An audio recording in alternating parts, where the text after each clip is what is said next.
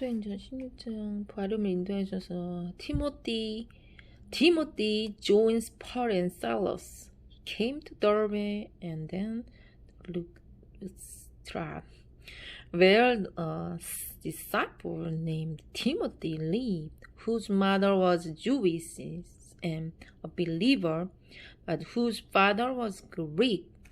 The brothers at Lystra and Iconium spoke well of him. Paul wanted to take him along on the journey, so he circumcised him because of the Jews who believed in that area, for they all knew that his father was a Greek. As they traveled from town to town, they delivered the decisions reached by the apostles and elders in Jerusalem, people to obey. So the churches were strengthened in the faith and grew daily in numbers.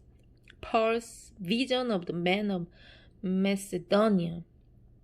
Paul and his companions traveled throughout the region of Phrygia and Galatia, having been kept by the Holy Spirit from preaching the word in the province of Asia.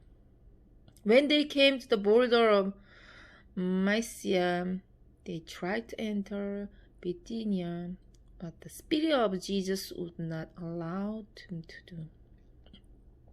So they passed to Mysia and went down to Troas. During the night, Paul had a vision of men of Macedonia, standing and begging him, "Come over to Macedonia and kill us."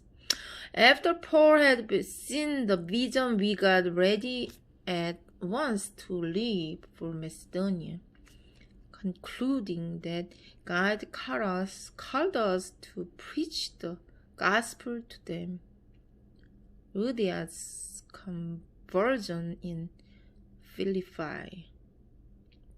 From Troas, we put out to sea and sailed straight for Samothrace, and next day on to Neapolis. From there we traveled to Philippi, a Roman colony and leading city of that district of Macedonia. And we stayed there several days.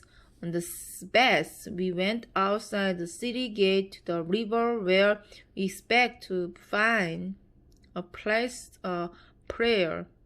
We sat down and began to speak to the women who had gathered there.